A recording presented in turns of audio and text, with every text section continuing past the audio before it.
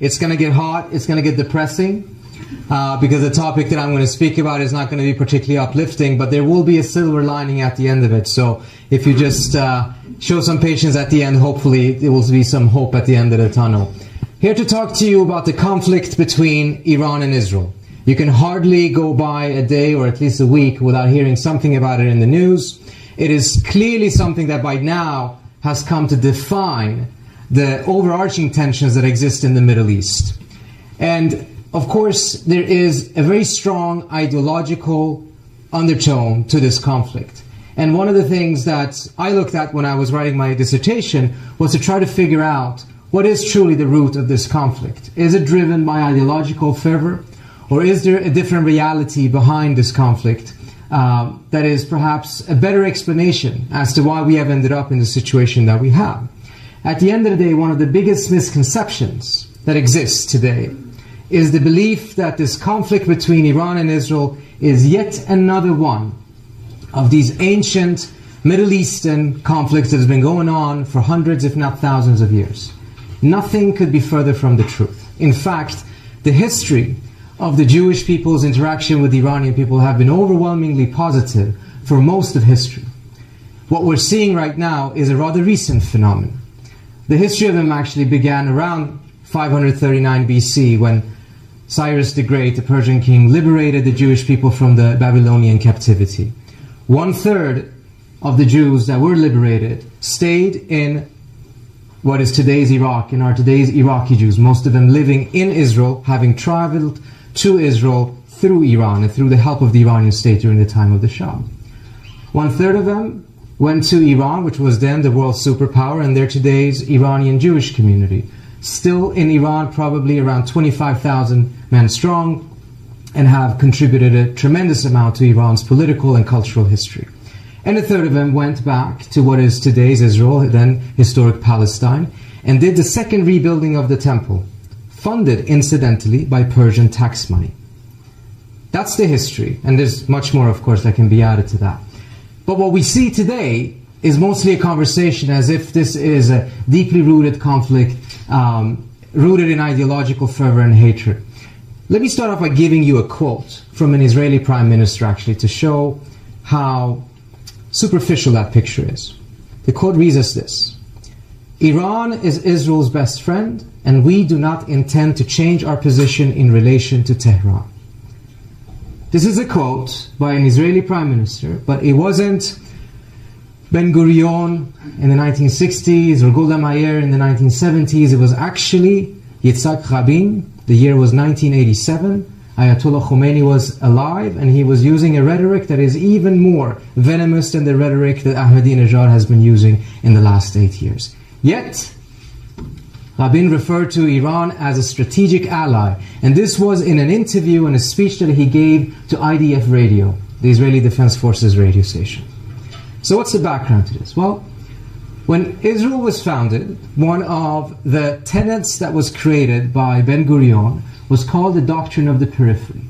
The idea that Israel's security would be best achieved by reaching out and creating alliances with the non-Arab states in the periphery of the Middle East in order to balance the Arabs in Israel's vicinity. There were several important periphery powers, Ethiopia, Turkey, but the most important periphery power from the Israeli perspective was Iran, for several different reasons. It was a very powerful state, it had access to energy, it was an exporter of energy, and in many different ways, Iran looked at the region from a similar perspective. Both Iran and Israel faced, from their own perspectives of their regimes, common threats. And those common threats were primarily threats from strong Arab nationalist governments, such as Egypt under Nasser or Iraq under Saddam Hussein, and Soviet penetration of the Middle East. And the Soviets, at the end of the day, were the primary armors of those Arab nationalist states. The perception of common threats pushed Iran and Israel closer together, and a very strong intelligence and security collaboration began between the two. Now, from the Israeli perspective, having managed to break free from its isolation, because at the time Israel was tremendously isolated, was a major point of pride. And they would have loved to be able to showcase that they had created such a strong alliance with a major Muslim power in the Middle East. The Iranians, however, or I should perhaps more specifically say the Shah, because he was the one who almost entirely personally handled this file for the Iranian state, saw it differently. On the one hand, there was a recognition that the alliance with Israel brought the Iranians tremendous benefits, not only the security collaboration in the region, but primarily the belief that the Shah had that he had to have strong relations with Israel in order to be able to get closer to Washington. But the Shah felt that this was a relationship that needed to be kept completely in secret, because if the Shah was publicly moving closer to the Israelis, the fear was that this would cause Arab anger to be directed towards Iran, Arab anger that otherwise would have been directed at Israel itself. So the Iranians went to great lengths, trying to keeping this relationship as secret and behind the scenes as possible. So for instance, Yitzhak Rabin, when he was traveling to Iran in the 1970s as a defense minister, always wore a wig so that no one would be able to recognize him. The protocol that emerged was that the Prime Minister of Israel used to travel to Iran and land always around 2 a.m. in the morning, making sure that no one would notice that she was there. The Foreign Minister of Iran did not even know about the visit until about 3 days later. The Shah met with the Prime Minister completely alone and handled that file completely by himself. There was a special tarmac built in Tehran airport, very, very far away from the main terminal, in order to make sure that no one would notice the daily flights by El Al, the Israeli airline, coming to Tehran. This was, of course, an open secret. Everyone in the region knew about this relationship, but as long as the Shah kept the Israelis at an arm's length publicly, some sort of a strange modus vivendi between Iran and the Arab states still was sustainable. Now, all of this, there's a perception, changes with the 1979 revolution, in which a very radical Islamist faction within the revolutionaries take over the country, start to use a tremendously venomous and ideologically motivated rhetoric against the Israelis. There's a little bit more complexity to this picture. What happens in 1979 is very clear to the Israelis. They knew better than anyone else that if there was a revolution, Iran would likely turn against Israel. Because unlike the United States, for instance, the Israelis had pretty good intelligence of what was going on inside of Iran, because mainly because of the access to the Iranian Jewish community, but also because they were not under the same type of restrictions as American diplomats were in Iran. They knew that if the leftists were to take over Iran, they would be hostile towards Israel because they viewed Israel as a Western imperialist outpost in the region. And if the Islamists were to take over, they too would be hostile towards Israel because of more religious and ideological reasons. So there was no welcoming of this revolution in Israel. But there was also a realization that geostrategic factors trumped everything else. Immediately after the revolution, the Israelis do everything they can to try to retain the relationship with the new Iranian government, even though they knew quite well about the ideological and other factors that would cause this government to be very hostile towards Israel, at least at a public level. They, for instance, instructed when the head of the mission in Israel called the deputy Iranian foreign minister to ask him whether they should close down the ministry, the mission, whether they should close down the offices of El Al in Tehran. The answer was, don't ask, and perhaps you can keep it. But if you ask, you're going to risk getting a yes or a no. It's better that you don't ask at all. And to the very last moment, the Israelis tried to make sure that they could stay there. And there was a reason for this. In only 4 or 5 years earlier, when Ethiopia had a regime change and it switched camps in the Cold War, went from one camp to another, the Israelis still managed to retain a very close security relationship with the new regime in Ethiopia, and they did so for strategic reasons. They needed Ethiopia in order to balance Egypt. In this specific case, they still needed Iran, revolutionary or not, to be able to balance the Iraqis. And this is exactly what they tried to do. And one of the main cards that the Israelis had in order to be able to retain that relationship was to utilize the fact that the entire Iranian military was built on American weaponry.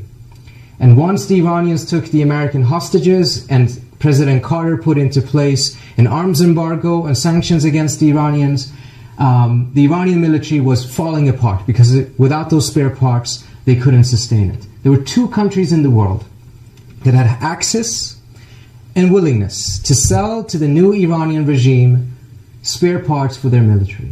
One was North Vietnam, that happened to have a lot of American spare parts for a very different reason. And one was Israel.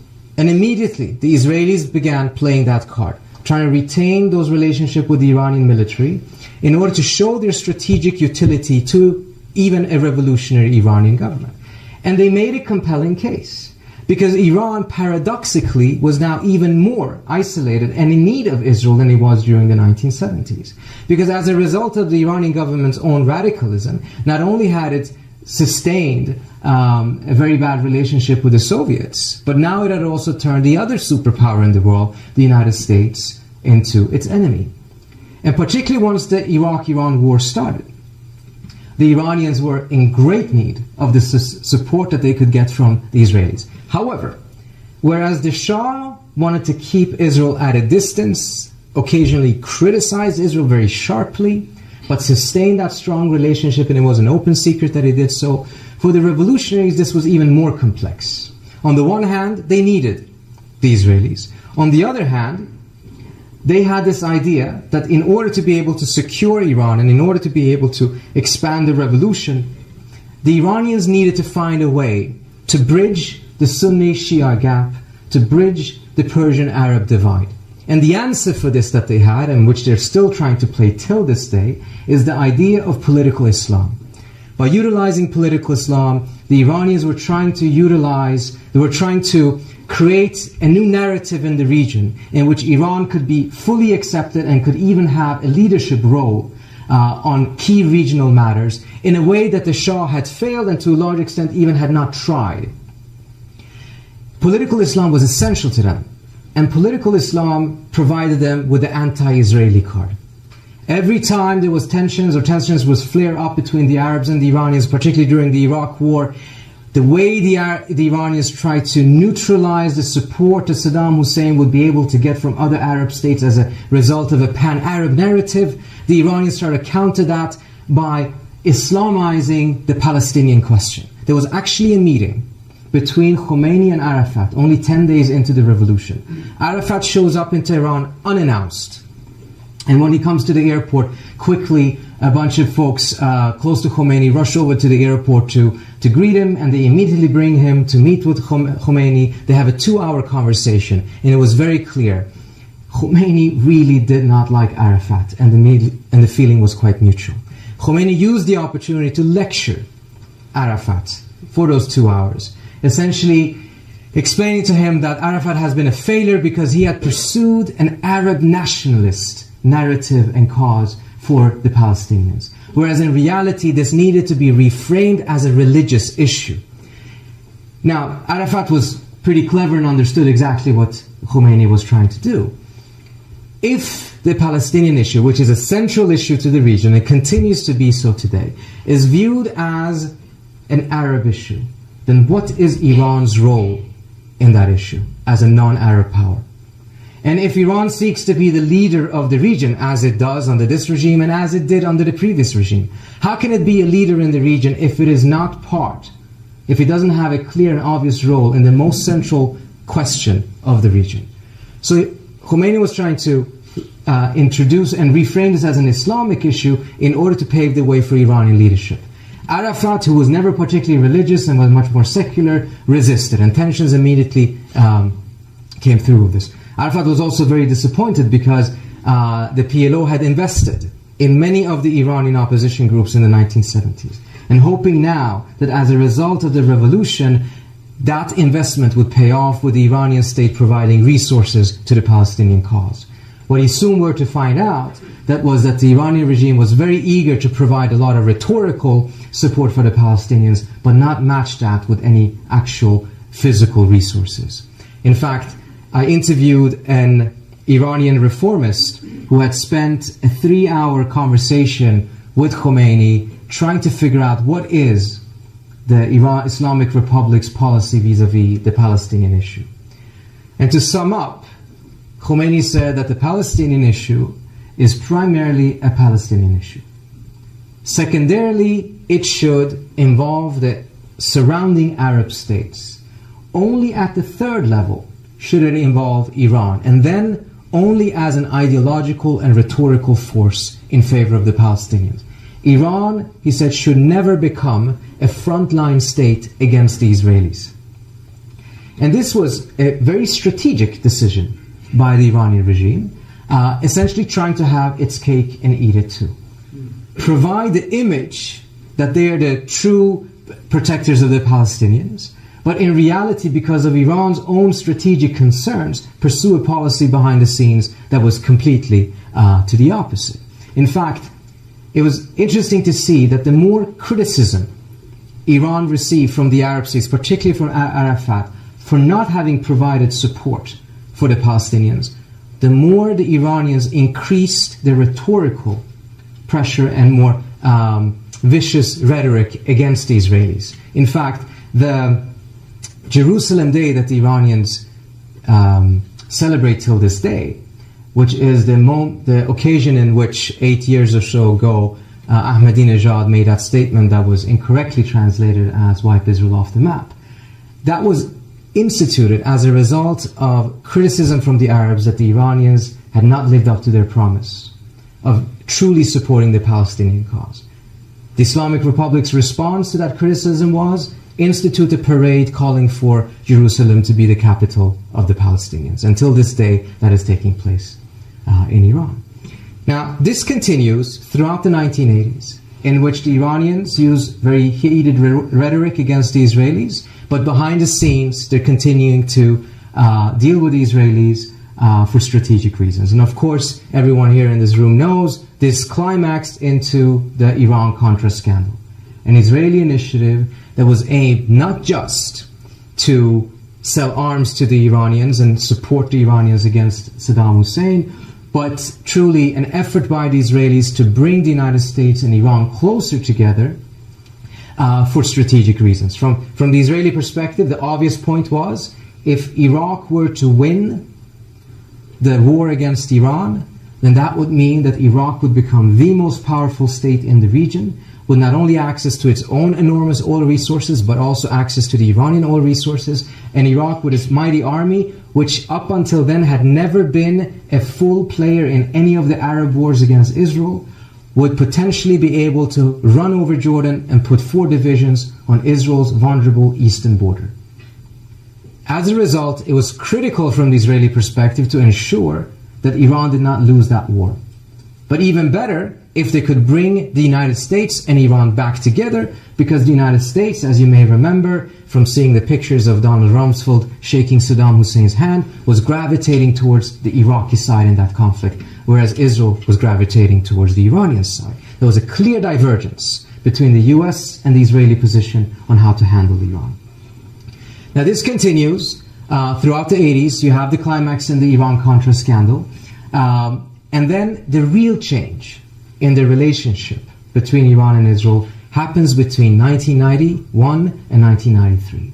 Because at that point, you have 2 cataclysmic events in the region and globally. First, the Soviet Union collapses. And secondly, Iraq, the last standing army, Arab army that could pose a conventional military threat against both the Iranians and the Israelis, was defeated by the United States and a UN coalition in the 1991 Persian Gulf War.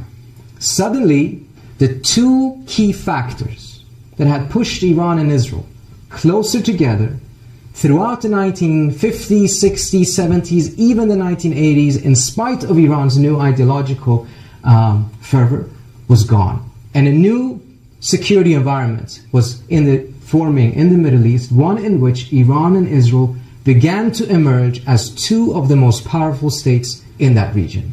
And it's at this point in which you start hearing in Israel that Iran is starting to emerge as a potential threat against Israel.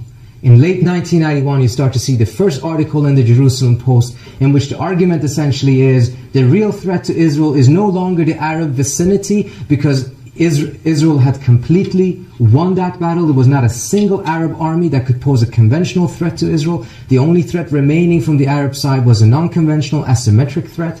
But the one state in the region that could was Iran. So now there was no more talk about balancing the Arab vicinity. Now the new threat was the Persian periphery. And all of this really accentuates with the way that the Persian Gulf War itself took place. As you remember, the United States decided to expel Saddam Hussein from his invasion of Kuwait. And it was critical for the United States to make sure that there was a strong Arab coalition within the international coalition. And this was important to really demonstrate that this was not a Western imperialist war against another third world country. This was the international community united against an aggressor. To do so, an Arab component was needed. But to get the Arabs on board, and I'm simplifying a little bit, the Arabs had two simple conditions. The first condition was, in order for the Arabs to help the United States against Iraqi occupation of Kuwait, afterwards, the United States needed to seriously take a look at Israeli occupation of Palestinian territory. Secondly, in order for the Arabs to be in the coalition, Israel needed to be out of the coalition. And this is precisely why Saddam Hussein hurled 34 Scud missiles against Israel in the hope that the Israelis would retaliate. And the minute they would retaliate, the Arab coalition would walk out. Much of the international coalition potentially could fall apart. And that's why the Bush administration, the Bush senior administration, succeeded in making sure that Israel did not retaliate, did not use military force, even when Israel itself actually was attacked. And you may see an interesting parallel today in which we're saying that there's no way we can prevent the Israelis from taking military action because Israel is a sovereign state. Well, Israel was a sovereign state in 1991 as well. And the United States succeeded in making sure that the Israelis did not enter the war because it was viewed as such a critical misstep for the United States if they did so. This was a tough decision for Shamir because the entire Israeli doctrine was that if ever attacked by the Arabs, the Israelis should use disproportionate force in order to reinstate its qualitative and strategic edge in the region. Now, there was an attack, Scud missiles, and for the first time the Israelis did not retaliate at all. But both of these developments created a very uneasy situation inside of Israel, in which strategists started to ask themselves, in this post-Cold War world, where is Israel's strategic significance for the United States? When you had a situation in which in the British Parliament, politicians began to talk about Israel not as an asset, but as a burden in the region, because you had to devote so much resources to make sure that Israel did not interfere in the war, in which Israel could not add any resources to the fight, but instead constantly had to be kept out. What truly was Israel's strategic significance to the Israelis going forward? And add to that the very dangerous, from the Israeli perspective, emerging picture of the Iranians starting to reach out to the United States, seeking to have a rapprochement. Khomeini had died. There was a new president in Iran called Rafsanjani who was very eager to reform the economy and he needed Western investment in order to do so. And it was constantly sending out feelers to the United States to try to see if there was a way to amend fences. Where would Israel's significance be? If Israel is gravitating towards the Arab side in the conflict, remember the Madrid conference that paved the way for the Oslo Agreement, that Shamir had to be dragged to. And in addition to that, if then the United States were to make friends with the Israelis. At this point, the Israelis begin making an argument to the United States that it is now ready to make peace with the Palestinians. This was made possible because the Labour government, the Labour Party, won an unprecedented victory in June 1992, and they could form a government without having Likud in the coalition. And the Labour Party realized that the strategic environment was changing. And unless Israel changed, it would be the biggest loser of this change. So they immediately shifted. And they started talking about, how do we make peace with the Palestinians? How do we do what the Americans want us to do, is to go along with this type of a peace agreement? And the argument the Israelis then presented to the US government was, in order for Israel to be able to take that risk for peace, the United States needed to isolate, contain, and sanction Iran in order to make sure that Iran would not be a spoiler of this peace agreement. At first, when this message came to Washington, it was, in the words of some of the decision makers at the time, perplexing. Because 1992, suddenly the Israelis are referring to Iran as a global threat, as an existential threat to the Israelis. This argument was put forward by two people, Yitzhak Rabin and Shimon Peres. Both of them deeply involved only 5 or 6 years earlier in the Iran-Contra scandal, in which they were trying to convince the United States to not only talk to Iran, but to sell arms to Iran and not pay attention to Iran's Islamic rhetoric because it was not reflective of the actual policy of the regime at the time. But Washington doesn't have a long memory. It didn't take too long for Washington to get over the somewhat absurd situation of this 180-degree shift from the Israelis. And part of the reason for that was because Washington was in the most powerful position it has ever been. This was the unipolar moment. It had the entire world. And though the Iranians were very eager to see if the United States would reciprocate some of the measures that Tehran had done, and were hoping to see after the defeat of Saddam Hussein that the United States would create a new order in the region that would include Iran. And at one point, Secretary of State Baker even stated that after the war there would be a need for a new security architecture in the Persian Gulf, including that of Iran. This was music to the ears of the decision makers in Tehran. They thought that they deserved this because during the war against Iraq, the United States did collaborate behind the scenes with Iranians, or actually the other way around. A secret channel was created between the United States and Iran for communication. The Iranians enabled the US to use Iranian airspace to attack Iraq. When Iraqi jets were fleeing to Iran, the Iranians did not return them to Saddam Hussein. And perhaps most importantly, when the Shiites in the south of Iraq rose up against Saddam Hussein's regime, which they had first been encouraged by the United States to do, the Iranians did not come to the aid of their brethren, and that helped evade a civil war in Iraq at that time, something that the Bush administration deeply, deeply appreciated.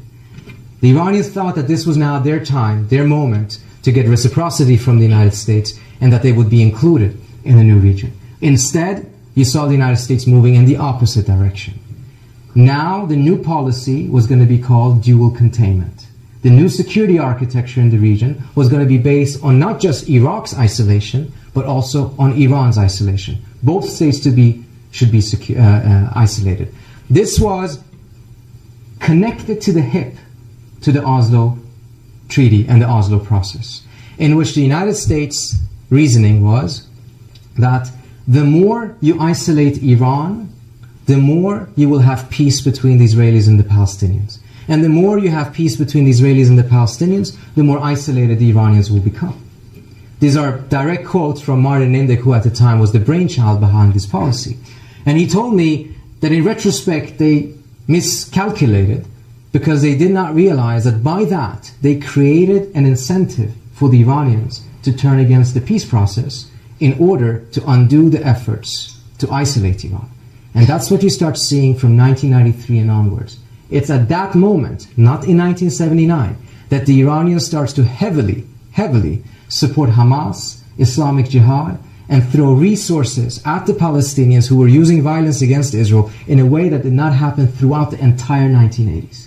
And the reason why they did so is because their calculation was that the weakest link in the Israeli-American strategic vision for the region to create a new order in the region based on Iran's isolation was the peace process.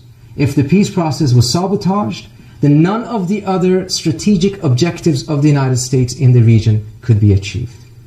And at that point, that's when you see the Iranians, for the first time since the revolution, change what Khomeini had said and start becoming a frontline state against Israel, sponsoring these different groups, using terror and violence against the Israelis, and making and very deliberately positioning Iran as the opponent of the peace process.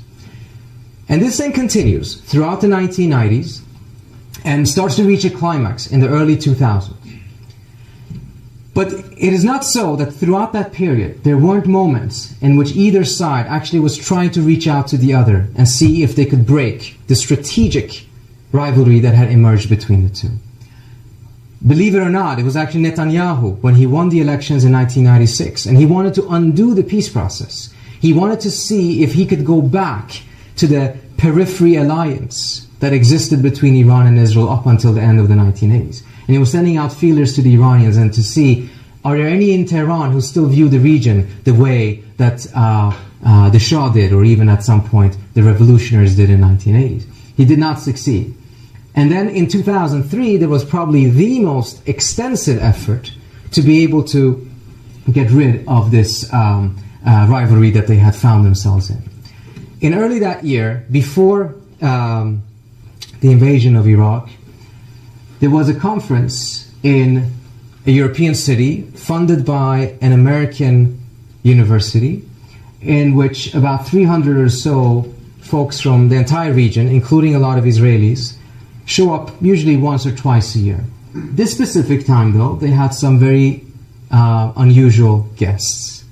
The former head of the Iranian Revolutionary Guards shows up at this and requests a meeting with the Americans and the Israelis at the conference, in which he gives a presentation arguing how a rapprochement between the United States and Iran can be manufactured, and that the Iranians realize, and this is why they wanted the Israelis to be in the room, that they would have to change their position on Israel in order to be able to mend fences with the United States. Since 1994, what had happened was that the US and Israel both began to undermine US policies in the region that they deemed beneficial to the other.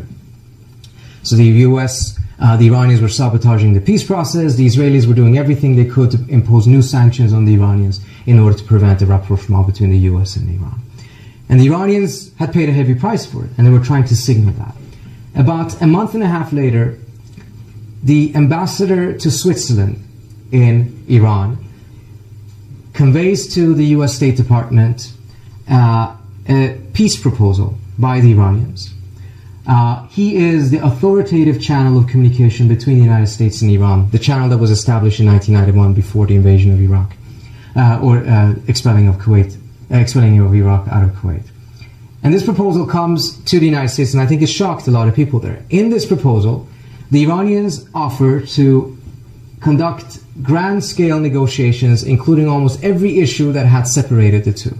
And within that framework, they put on the agenda that the United States and Iran would talk about ending support for terror, primarily Al-Qaeda, that they would collaborate to make sure that Iraq would have a new government based on a non-sectarian government, same thing that the US and Iran actually had collaborated on in Afghanistan 18 months earlier, that they would end all support for Islamic Jihad and Hamas, that the Iranians would turn Hezbollah into a mere political organization, which essentially meant disarming Hezbollah, that they would open up the nuclear program for full transparency, and perhaps most surprisingly, that Iran would sign on to the Beirut Declaration, the Saudi peace plan, the idea that the entire Arab world would recognize Israel in return for an Israeli recognition of the Palestinian state.